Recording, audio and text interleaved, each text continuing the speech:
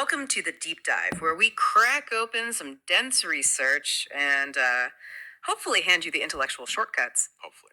Today, we are doing a really deep dive into a work that, well, it completely dismantles and rebuilds how you might think about religious history. It's Safa Kaçmaz's radical theory, the Bisimili Tanrıkurama. With the formed God theory. And this is, it's a challenging mission we're on today, but a really necessary one. Yeah. We're analyzing sources that force a total paradigm shift. Okay, so what is that shift? We're not treating God as an ontological being, the absolute being, the mutlak varlık. Instead, we're looking at God as a produced social symbol. Right. And the core idea, and you really need to get your head around this from the start, is that God is a sacrificed absence. Kurban edilmiş yokluk. Whoa, okay. Sacrificed absence. That sounds like a perfect contradiction. It is. If something is absent, how can you sacrifice it? And if you sacrifice it, well, then it must have been present to begin with, right? That's the essential insight of the sources. Kaçmaz argues that the whole concept of God is the first silenced witness, and it was produced by society specifically to ensure its own continuity.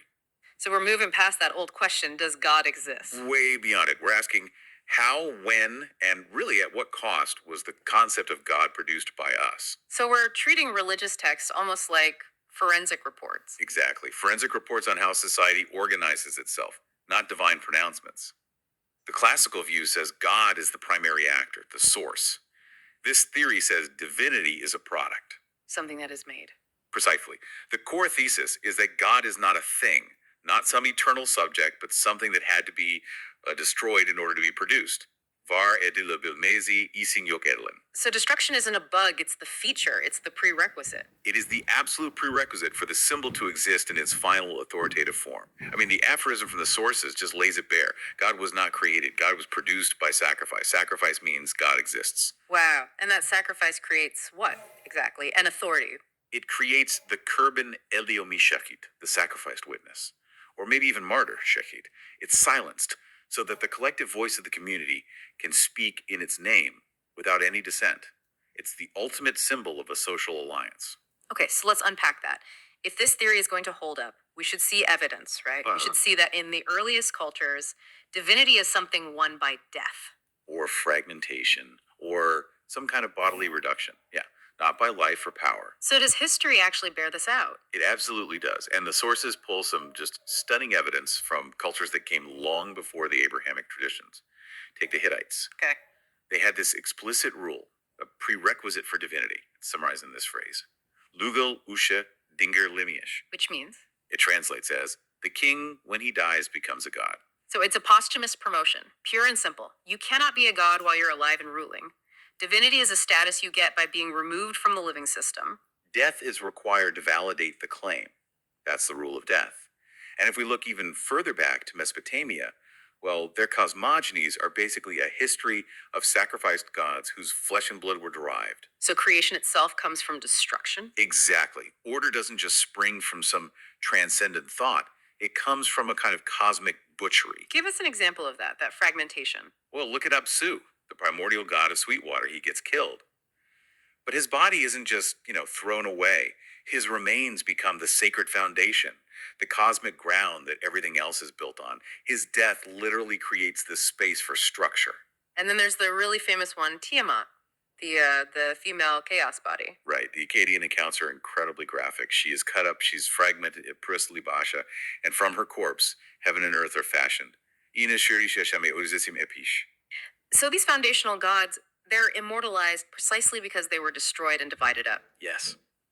Tiamat's destruction provides the actual boundaries, heaven and earth, that you need for a cosmos, for a society to function at all. They achieve a kind of symbolic immortality through their very absence. It's fascinating. The universe itself becomes a kind of forensic artifact, a product of sacrifice. If this system is so foundational, does that logic leave, fingerprints on later traditions? It does. What's truly remarkable is how the linguistic and ritual traces just keep showing up, which suggests this shared ritual foundation. And the core motif is almost always water and separation. We already mentioned Tiamat and Apsu, the primordial waters. In Genesis, right at the beginning, God's spirit is moving Al Storni Hamaim over the surface of the water. And the motif is still incredibly strong in Islam. In the Quran, it says his throne, his aruhu, was alama over the water. So it's almost like the divine authority is perpetually positioned right at the original crime scene, so to speak? The original place of the sacrifice, yeah, hovering over the chaotic stuff that had to be destroyed to create order. It's less a benign beginning and more like a permanent vigil. And this theory takes that interpretation and applies it to the story of God resting on the seventh day. It does. In Genesis, God rests by Ubud. But Kaçmaz suggests this resting, this dinlenme, shouldn't be read as just taking a break after some hard work. It should be read as kurban edom, As being sacrificed. as being sacrificed. But wait, hold on. Why is stopping your work the same as being sacrificed? Because the active subject stops being active. God ceases to be the doer, the mover, the changer. That withdrawal of agency, removing the living subject from the story, that's the final, essential sacrifice that locks the whole system in place. So by resting, God becomes the permanent symbolic foundation, the sacrifice absence, not some dynamic, ever-changing being. Exactly. It completely reframes the meaning of the Sabbath. And if you follow that linguistic trail, the theory argues that even the divine names themselves, El, Illa, Ella, Elohim, they aren't just abstract nouns for a supreme being. What are they then? They're seen as special names, almost titles, given to the first sacrificed entities. The sources connect them back to figures like Lamu and Lahamu in Mesopotamia, who represented male and female flesh. So the name itself is a title of the martyr. Okay, so if divinity is built on fragmentation, on a destroyed body, then society needs something to hold on to, a piece of the sacrifice, a relic. Yes, and that connects directly to the concept of relics. If the god achieves symbolic immortality through the destruction of the physical body, the community has to preserve a fragment to keep that witness alive. That's the whole point of the sacred sanduka, the ark. It's a container for what's left of that foundational sacrifice. And we still see this in practice, don't we, in the Armenian apostolic tradition? Exactly. They have the tradition of preserving the right hand of a saint. It's a physical fragment of the sacrificed body that carries the power of the witness. The holy is, by definition, the preserved absence, the relic of that inaugural violence. Okay, this brings us to a major divergence point. If the old rule was fragmentation equals divinity, how did that logic survive and shift into the Abrahamic framework? This must be where the sun archetype comes in. This is where it gets really, really interesting. The theory posits two completely divergent lines developing. Line A, the living, defective son, and line B, the perfect, mortal son. Okay, so line A, that's figures like Dumuzi and Adam. Right. Dumuzi is the living shepherd. He represents continuity. His death is periodic, it's reversible, he goes back to life. So his immortality is perceived because his life just keeps going, cyclically. Then you have Adam. He's the carrier of the living lineage, but he's exiled from perfection, cursed to return to dust, Aphar.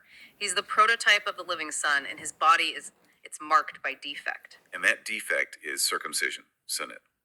The sources are very clear here. It's not seen as a sacrifice of flesh, but as a damga, a stamp. A stamp that signals the body belongs to this flawed living lineage. It actually excludes you from the possibility of being a perfect sacrifice. Now contrast that with line B, the perfect mortal son. This culminates in the figure of Jesus, and it introduces a radical theological reversal. A new kind of sacrifice. What's the new requirement? The requirement shifts from accepting fragmentation to demanding absolute perfection. The sources point to Leviticus, which mandates that sacrifices must be tamim, Meaning flawless. flawless, whole, kususus. No crushed, cut, or mutilated parts of litakivu could be offered. That's a huge break from the old logic. I mean, it's a seismic shift. Before, you needed to be fragmented to become a god. Now you need to be physically whole to be acceptable as a sacrifice. It's the critical theological turn. Perfection no longer guarantees you get to live. It becomes the prerequisite for the final ultimate destruction. And this tamim principle is then applied ontologically to Christ, Right. The New Testament calls him the Amnu Amumu Kai Aspelu. the flawless and spotless lamb. Amimos is the Greek equivalent of the Hebrew tamim. So here's the paradox. Jesus is the monogenios huios, the unique son. He is perfect, and according to this logic, that perfection doesn't save him from death. It actually necessitates his death. Because only a faultless death can save the system. And this need for wholeness is maintained right up to the final moment. The sources highlight that his death required that not a single bone be broken. Johanna 19.36. If a bone were broken, The sacrifice would be mutilated and therefore rejected under Levitical law. He had to be flawlessly whole to be the perfect martyr. That is the ultimate aha moment. The living son, Adam, is marked by defect. He's exiled, but he lives. The perfect son, Jesus, is flawless, and his only purpose is to die whole. The system is still built on death, but the requirements for the victim are completely reversed. It just confirms the theory that divinity, in all its forms, is rooted in the destruction or separation of the body, not its continuation. Religion then becomes this incredibly complex language for society to articulate its own laws, and God is just the highest symbol of that collective consciousness. So, if we take this all in, what does it mean for us today? If God is the symbol we produce through ritual and memory, the sacrificed absence, then the truly immortal thing isn't God. No, the immortal entity is society's ability to constantly reproduce itself, to define its own sacred order through these acts. The power is immanent. It's here with us, not transcendent. We're not just debating who the creator is, we're analyzing who is the product. Right. And the sources challenge us to see ourselves as the authors of the symbol. If you go back to Kaçmaz's most provocative closing thoughts, the responsibility shifts entirely onto the community. The realization being, you did not create God, you created God. It's a recognition that divinity is a symbol we build through our actions, our laws, and our collective silence about where it came from. And if God is truly the silenced witness, the Kurban et Mishokluk, the final implication is just unavoidable. When you stop talking, God dies. When society stops performing the rituals of memory that validate that symbol, it vanishes. That puts all the responsibility and all the power entirely in your hands, the listener. It means every time society organizes itself, it's performing a creation myth all over again. A stunning synthesis. And something for you to think about. If the highest symbols we create today, whether they're institutional, political, commercial, if they require some form of sacrificed absence to hold their authority, what are we currently destroying to produce our sense of order? The logic of the formed God theory might still be the engine driving social construction, even if we no longer call the result God.